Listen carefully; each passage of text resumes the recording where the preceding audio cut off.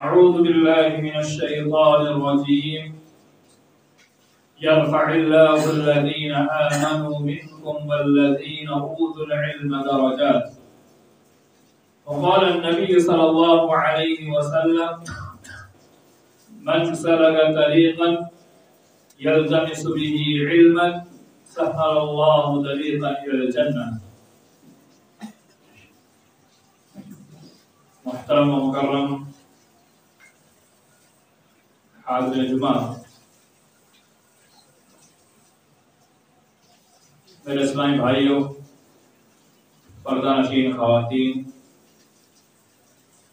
اللہ رب العالمین کا بے پایا احسان و کرم ہے کہ جس نے ہم انسانوں کو اس دار فانی میں پیدا فرمایا۔ اس دنیا میں انسان مختلف قسم کے ہیں۔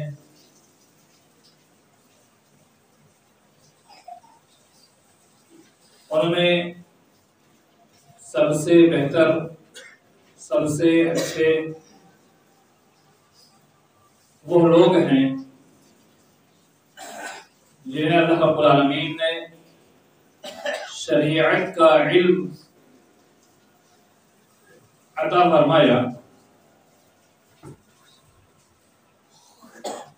یہ بات میں کہہ رہا ہوں، انشاءاللہ آگے میں دلیل کے ذریعے سے واضح کروں گا۔ اللہ رب العالمین کا بے پایا احسان ہے کہ جس نے ہمیں سوچنے سمجھنے کی قوت عطا فرمائی، عقل سلیم سے نوازا۔ اللہ کی وہ ذات ہے جس نے ہمیں اس دنیا کے اندر اچھی شکل و صورت میں پیدا فرمایا۔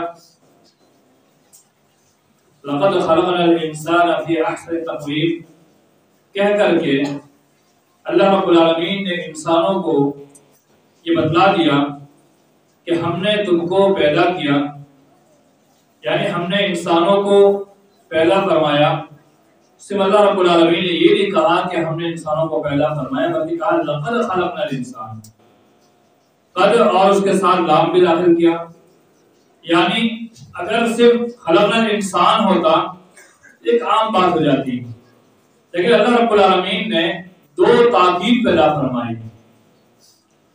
بلاغت کا قاعدہ ہے کہ جب انسان خالی ذہن ہو، یعنی اس کے دماغ میں کوئی شک و شبہ نہ ہو، کچھ سیدھے سادے لوگ ہوتے ہیں جو فوراً بات کو مان جاتے ہیں، تو ان کے سامنے آپ عام زبان میں بات کریں وہ مان جائیں گے۔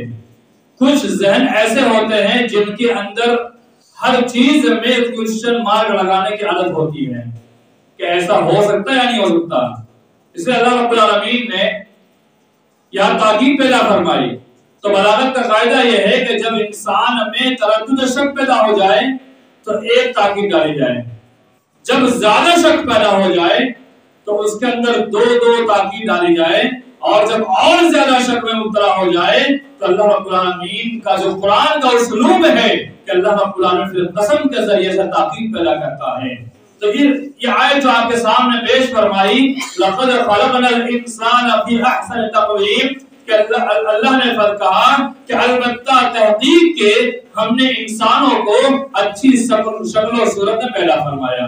تو یہاں پر دو تاکید تو اس آیت کے اندر موجود ہے، لام اور قد، اور ایک تاکید والتین والزیتون، اللہ نے قسم کھا کر کے تین تاکید پیدا فرمائی، اور اللہ رب العالمین نے یقین دلا دیا کہ قسم ہے اس ذات کی، والتین والزیتون، اللہ رب العالمین نے یہاں پر تین کی، زیتون کی قسم کھا کر کے آگے اللہ رب العالمین نے فرمایا البتہ تحقیق کہ ہم نے انسانوں کو اچھی شکل و صورت میں پیدا فرمایا۔ تو تین تاکید ڈالنا کیا مطلب ہے؟ ہمیں پاور کرانا ہے، بنوانا ہے، ہمیں بتلانا ہے کہ اللہ رب العالمین نے ہمیں پیدا کیا، اچھی شکل و صورت میں پیدا فرمایا۔ اب ہماری اچھی شکل و صورت تو ہے، لیکن کمی کس چیز کی ہے اسے بھی جاننا ضروری ہے۔ وہی آج خطبہ جمعہ کا موضوع بھی ہے۔ شریعت کی تعلیم انسانی زندگی کے اندر ایک روح کی مانند ہے. جیسے انسان کا پورا جسم، پورا ڈھانچہ، اس کے اندر جب روح پڑ جاتی ہے تو اس کی اہمیت بڑھ جاتی ہے.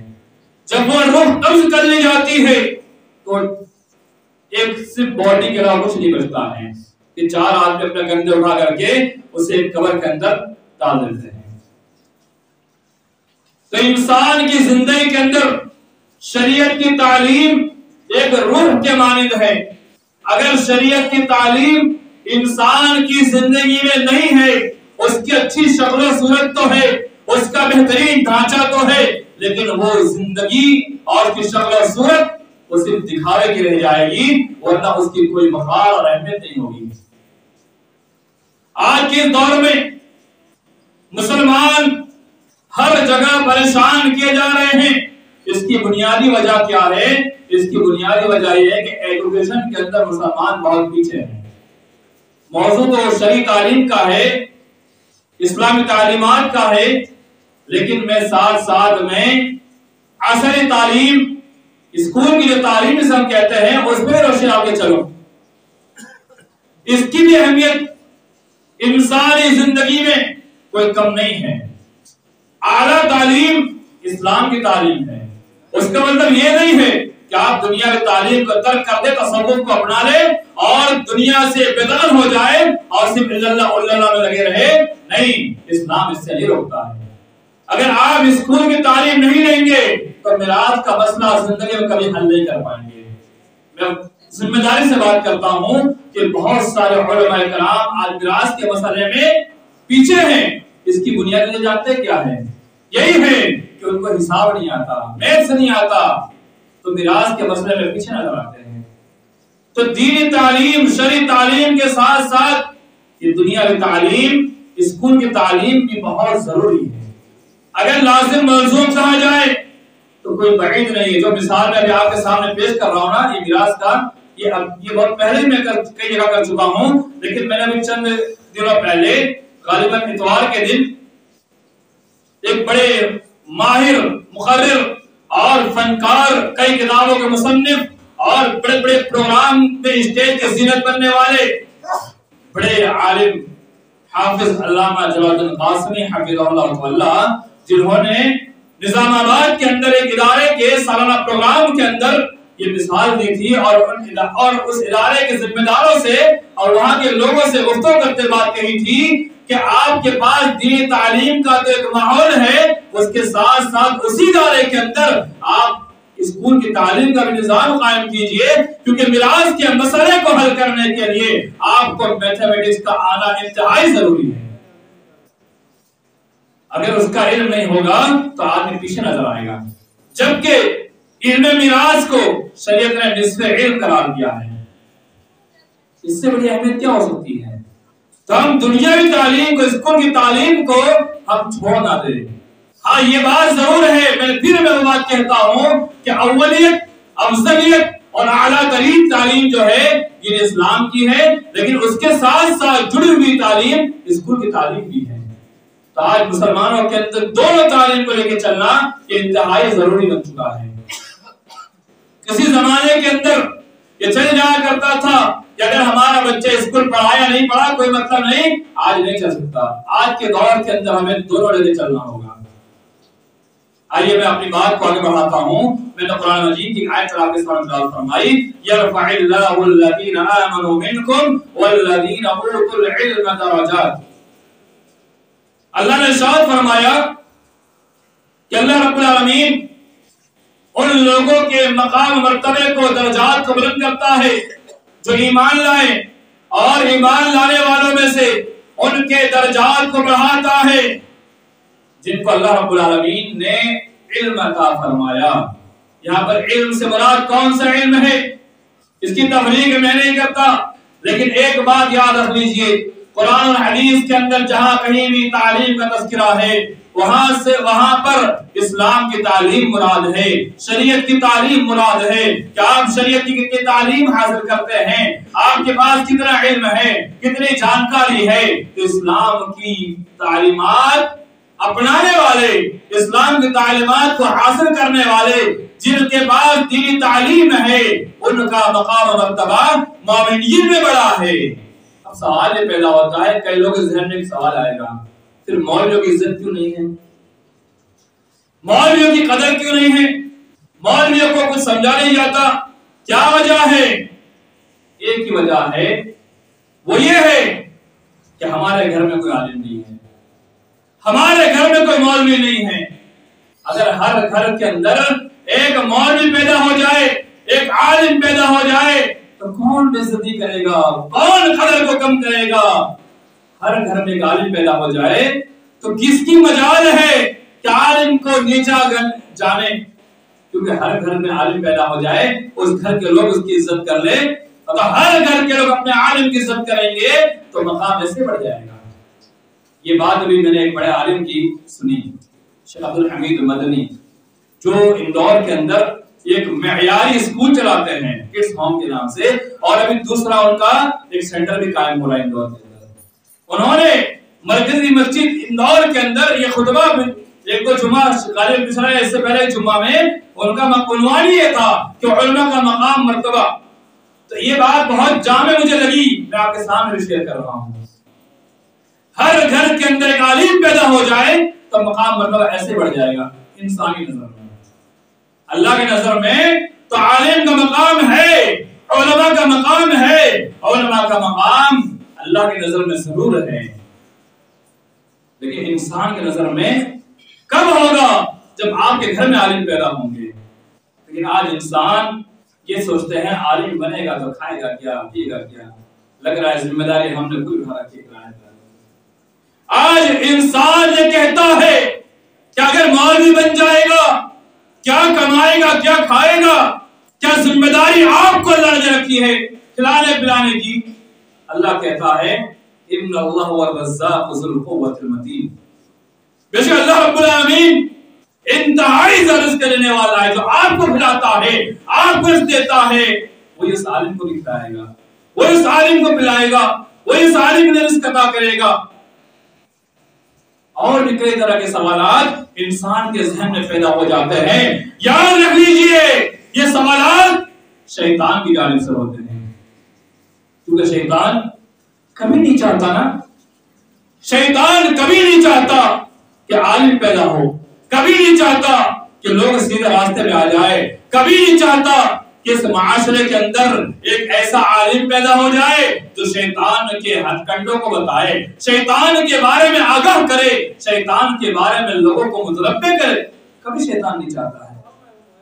اور بہت ساری باتیں ہیں، وقت اتنا نہیں کہ سارے تفصیلات پیش کروں، میں آگے بڑھتا ہوں۔ میں نے ایک حدیث آپ کے سامنے پیش کی تھی، بہت جامع حدیث ہے، من سلک طریقا یلتمس به علما سہل اللہ به طریقا الی الجنہ، جنت تک کا راستہ آسان کرنے والی چیز وہ کیا ہے؟ وہ ایک چیز بتائی اس حدیث کے اندر، وہ کیا ہے؟ من سلک طریقا، جو شخص چلا راستے پر، یلتمس به علما، اور اس راستے میں چلنے کا ایک ہی مقصد وہ ہے علم دین حاصل کرنا، شریعت کا علم حاصل کرنا، اسلام کی تعلیمات کو سیکھنا، سہل اللہ به طریقا الی الجنہ، تو اللہ تعالیٰ اس کے لیے جنت تک کے تمام راستوں کو آسان کر دیتا ہے۔ یعنی جنت تک کے راستوں کو آسان کرنے کا ایک ہی ذریعہ وہ علم ہے۔ تو آدمی جب علم حاصل کرے گا تو جنت تک کے اس کے راستے آسان ہو جائیں گے۔ غور کرنے کا مقام ہے میرے ایمان والے بھائیوں، جنت کی حاصل کرنے کے لیے، جنت کے حصول کے لیے ہماری پوری کوششیں ہیں، ہماری بھاگ و دوڑ ہے، اور ہماری پوری تقویٰ اسی لیے ہے کہ ہم مر جائیں گے تو ہمیں جنت مل جائے۔ اللہ کے رسول صلی اللہ علیہ وسلم نے فرمایا کہ کئی حدیث کتابوں میں روایت موجود ہے، صحیح ترین روایت، کہ جنت تک کا راستہ علم کے حصول کرنے والوں کے لیے آسان کر دیا جاتا ہے۔ ایسے ہی نہیں، علم کے حاصل کرنے کے لیے بڑی قربانیاں دی جاتی ہیں، جن کے بچے علم کے حصول کے لیے اپنے گھر کو چھوڑ کر کے، اپنے ماں باپ کے پیار و محبت کو چھوڑ کر کے، دور دور جا کر کے ہاسٹل میں رہ کر کے تعلیم حاصل کرتے ہیں، ان کے دل کو جا کے پوچھ لو کتنا برداشت کرتے ہیں، کتنا سہتے ہیں، کتنا سہنے کے بعد ان کا بچہ عالم بنتا ہے۔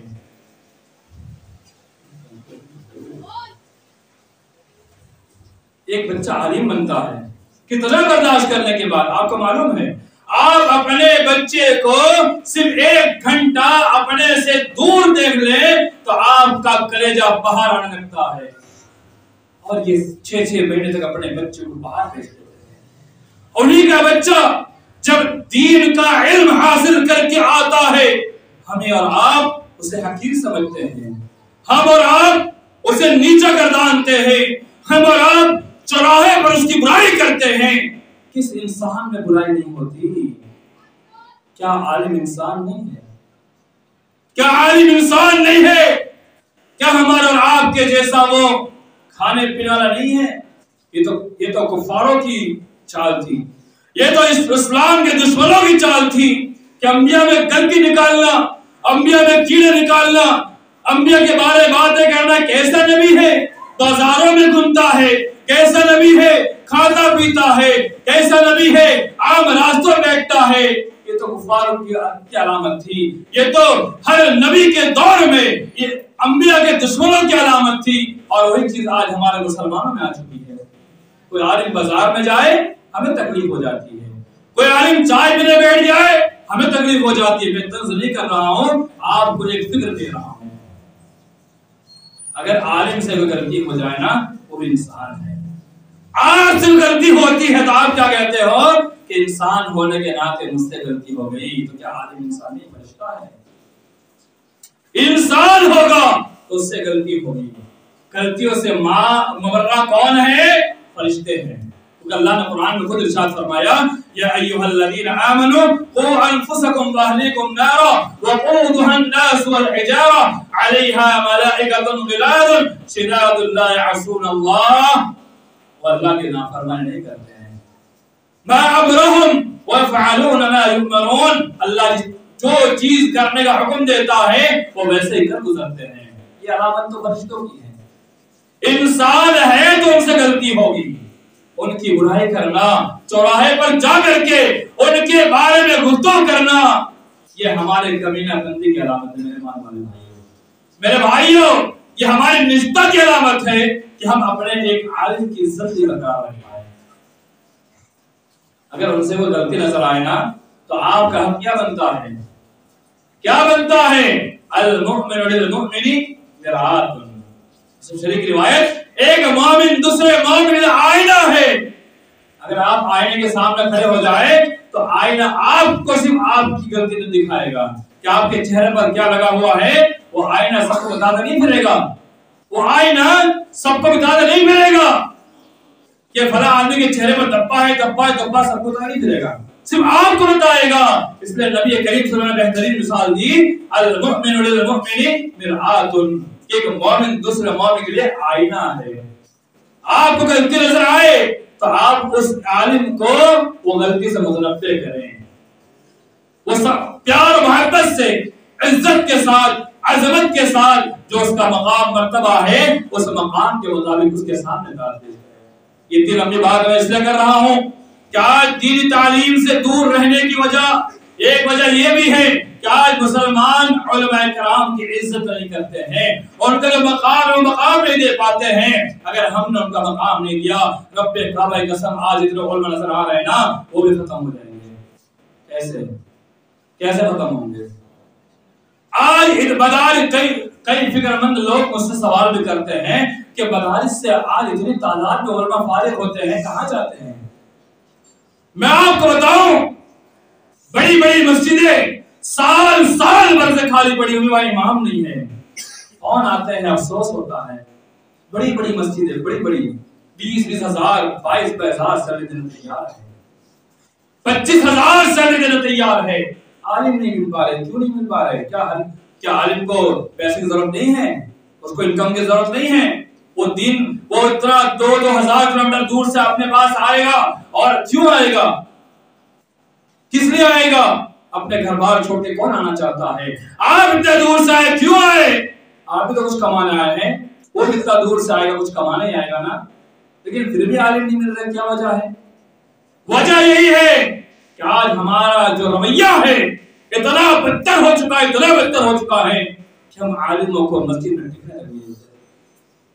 ہر جماعت میں کچھ نہ کچھ افراد ایسے مل جاتے ہیں جو اس عالم کے پیچھے لگ جاتے ہیں، اور بیچارہ عالم پریشان ہو کر کے وہاں چلا جاتا ہے۔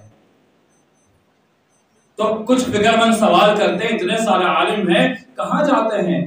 سب اپنا راستہ دوسرا کیا کر لیتے ہیں۔ کوئی یونیورسٹی چلا گیا، یونیورسٹیز میں پڑھنے کے بعد وہ دنیاوی جو منصب ہے، عہدے ہیں، دنیاوی کام کاج اس میں لگ جاتے ہیں۔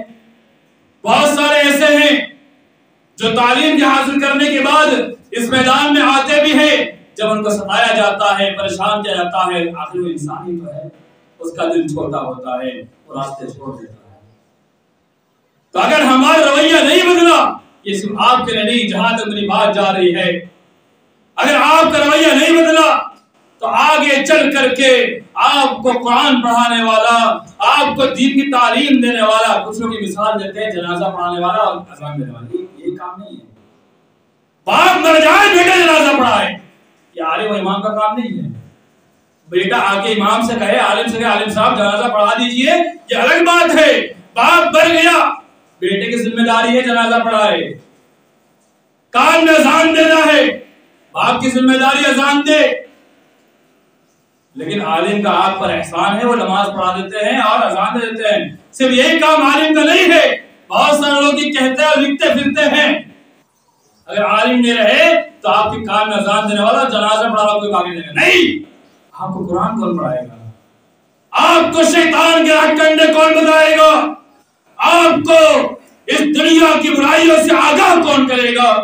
آپ کو رب کی معرفت کون دلائے گا؟ سب سے اہم بات، آپ کا عقیدہ کون مضبوط کرے گا؟ آپ کو جنت کا راستہ کون بتائے گا؟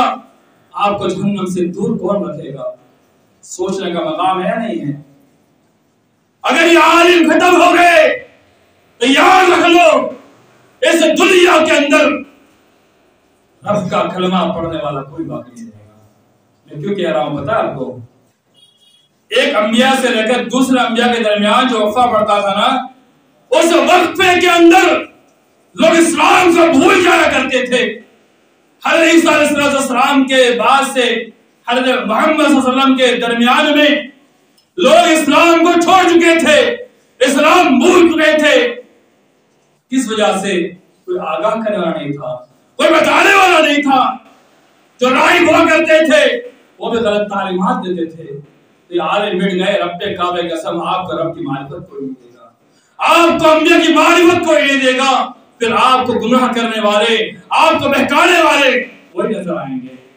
تو علماء کا مقام کو جانیے، علماء کے مقام کو سمجھیے، ان کی عزت کو جانیے، ان کے وقار کو جانیے، اور اپنے گھر کے اندر ایک عالم پیدا کرنے کا عہد کر لیجیے۔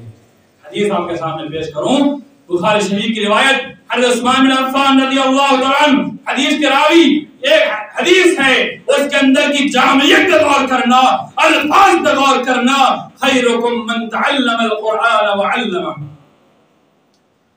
خیر اس میں تفضیل، جیسے اللہ اکبر کے اندر اکبر جو ہے نا، یہ اس میں تفضیل ہے کہ اللہ سے بڑا کوئی ہو ہی سکتا ہے۔ ویسے لفظ خیر جو ہے یہ بھی اس میں تفضیل ہے کہ خیر یعنی اس سے بہتر کوئی ہو ہی سکتا ہے اس دنیا کے اندر۔ آپ کسے بہتر جانتے ہیں وہ آپ کی مرضی ہے، لیکن رب کی نگاہ میں اس سے بہتر، اسلام کی نگاہ میں اس سے بہتر کوئی ہو نہیں سکتا ہے۔ وہ کون؟ خیرکم من تعلم القرآن وعلمہ، تم میں بہتر وہ ہے جو قرآن کو سیکھے اور قرآن کو سکھلائے۔ قرآن کو سیکھنا کیا مطلب ہے؟ ایک چیز قرآن کو دیکھ کے پڑھنا، دوسرا قرآن کو زبانی یاد کرنا۔ دیکھ کے پڑھنا سیکھنا کا بڑا مقام ہے، ڈبل اجر ہے۔ حافظ ہو گیا تو وہ مع السفرۃ الکرام البررہ، معزز فرشتوں کے ساتھ ہوگا۔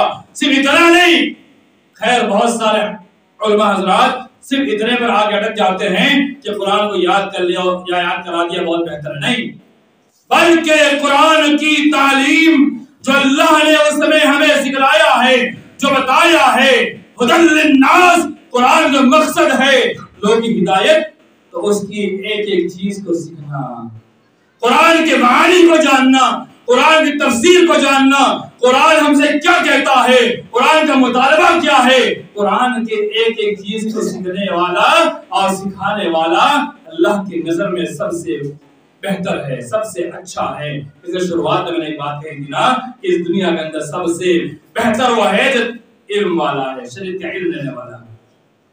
تو آپ اگر عمر دراز ہو چکے ہیں تو سیکھنے کی کوئی عمر نہیں ہے میرے ایمان والے بھائی۔ کہیں کہ ایک پروگرام کے اندر، یعنی لائیو پروگرام چل رہا تھا جس میں شیخ عبدالحمید مدنی صاحب اور دیگر علماء کرام بھی تھے، میں بھی مہمان کے طور پر اس پہ انوائٹ کیا گیا تھا۔ اس کے اندر ایک عورت جس کا خطاب تھا، وہ طالب علم تھی، وہ عالمہ نہیں تھی، وہ طالب علم تھی، وہ سیکھ رہی تھی۔ یعنی ایک آفاق اکیڈمی کا پروگرام تھا، اس میں طالبات اپنے پروگرام پیش کر رہی تھی۔ اس میں ایک عورت تھی، کتنی عمر ہو سکتی ہے ہمارا اور آپ کا گمان ہوگی 15 20 22 سال کی، نہیں، اس نے وہ کسی اسکول کی ٹیچر تھی، ریٹائرمنٹ لیا 62 سال کی عمر میں، اس کے بعد وہ علم حاصل کر رہی ہے اور کل وہ اپنا ایک پروگرام پیش کر رہی ہے۔ 62 سال کی عمر میں ریٹائر کے بعد 2-3 سال اور مزید سمجھ لیجیے 63-64 سال کی عمر۔ یہ ایگزامپل کر کر سے میں آپ کو دے رہا ہوں، باقی ایسے بہت سارے لوگ ہیں جو بڑی بڑی عمر میں ہونے کے بعد بھی تعلیم حاصل کرتے ہیں۔ یہ ضروری نہیں ہے آپ کسی مدرسے میں جائیں اور ہاسٹل میں جائے رہے، نہیں، آپ کی عمر ہو چکی ہے۔ پچھلے جمعہ وریاؤ میں جو بات میں نے کہی تھی وہی بات میں آپ کے سامنے دہرا دوں کہ آپ کے امام صاحب جو موجود ہیں نا، وہ بھی آپ کے استاد ہیں، وہ آپ کے استاد ہیں، آپ کے مدرس ہیں، آپ کے معلم ہیں، آپ مانے یا نہ مانے وہ آپ کے استاد ہیں۔ اگر آپ یہ سوچتے ہیں نا کہ وہ ہمارے استاد نہیں ہیں تو میں کچھ مثالیں آپ کے سامنے پیش کروں۔ وہاں بھی میں نے کی تھی کہ علامہ البانی رحمہ اللہ، کون نہیں جانتا، تحقیق کے اندر، عصر حاضر کے اندر ان سے بڑا مقام کس کا ہو سکتا ہے؟ میں عصر حاضر کی بات کر رہا ہوں، ورنہ امام ابن حجر اسقلانی بہت بڑے بڑے محقق گزر چکے ہیں اس دور کے اندر۔ ان کے پاس کچھ لوگ ایسے ہیں جنہوں نے بیٹھ کر سیکھا، ان کی کلاس میں نہیں بلکہ ان کے حلقہ لگا ہوا ہے، جیسے امام صاحب درس دیتے ہیں نا 5 منٹ 10 منٹ کا، ایسے ہی درس کے اندر بیٹھ کر کے کچھ لوگوں نے ان سے سیکھا۔ تو وہ تمام کے تمام لوگ علامہ البانی کو اپنا استاد مانتے ہیں۔ ایک بڑے آج کے زمانے کے بڑے عالم دین جن کا نام میں لیتا ہوں، وہ ہے آپ کے یو پی میں دریاباد کے اندر جو بچہ آپ کے وہاں کا شاید وہاں پڑھ بھی رہا ہے، بلال بھائی کا لڑکا، ہاں وہ لڑکا پڑھ رہا ہے وہاں، اس کے ذمہ دار مولانا عبدالباری فتح اللہ صاحب۔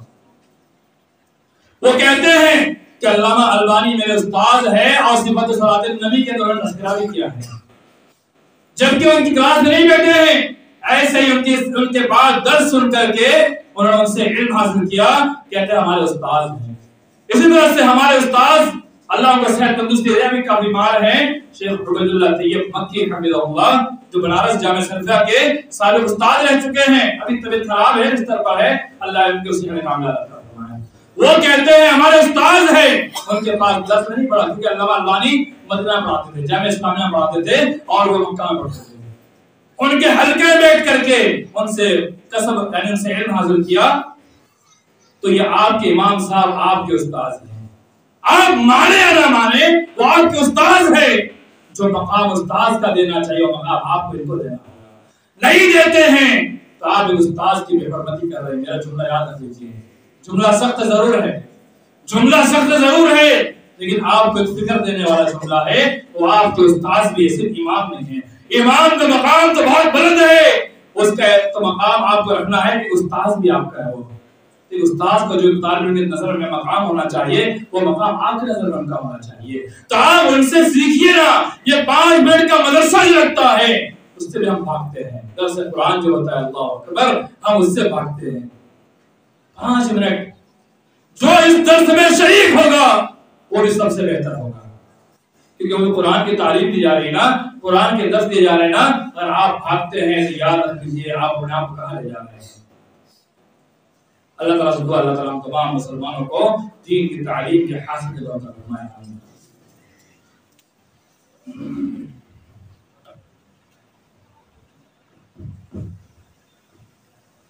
برادر اسلام، حاضر جمعہ، وقت کافی لمبی ہو، باتیں کافی لمبی ہو چکی ہے، وقت کافی گزرتا جا رہا ہے.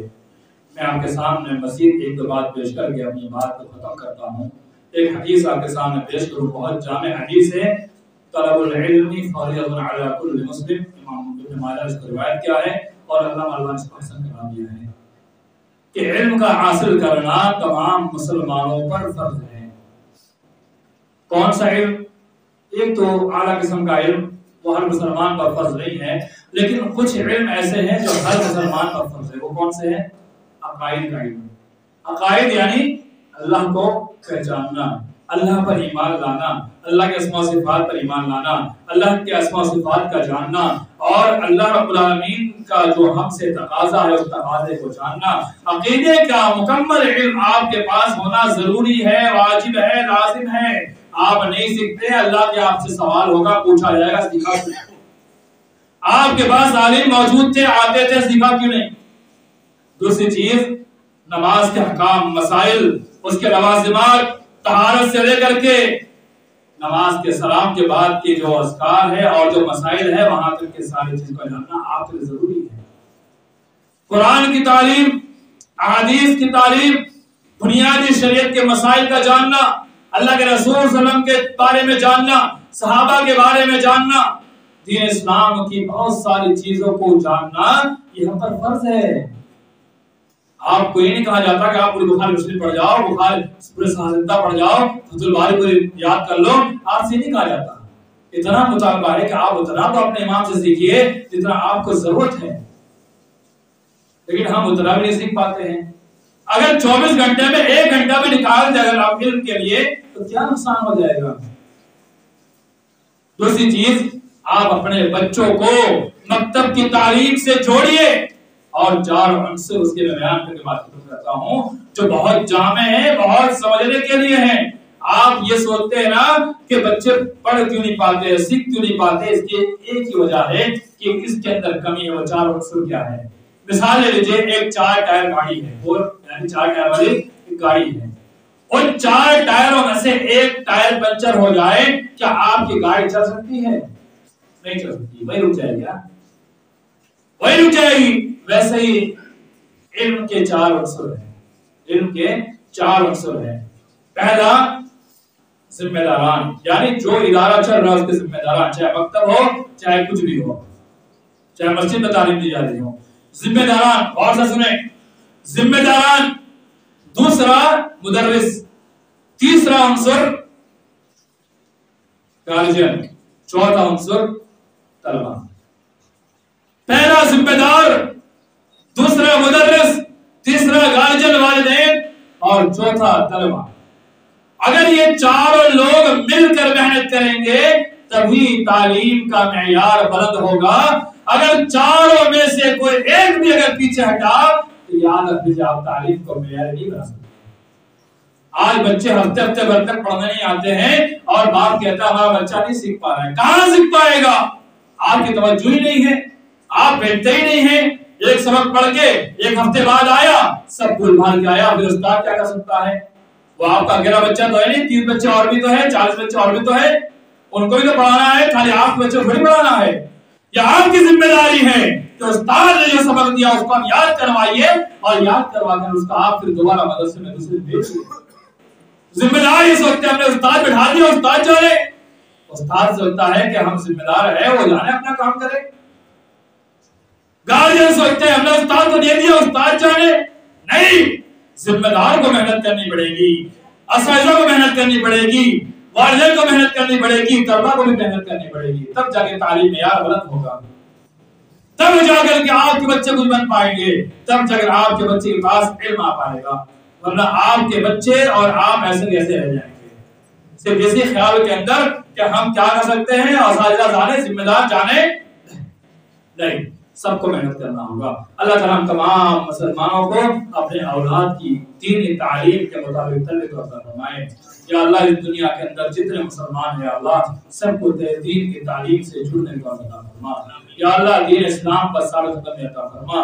یا اللہ اس دنیا کے اندر ہم زندہ ہے اللہ ایمان پر ثابت قدم رکھ. یا اللہ جب موت ہو یا اللہ ہمارا خاتمہ بالخیر کر. یا اللہ جنت الفردوس میں اعلی مقام عطا فرما.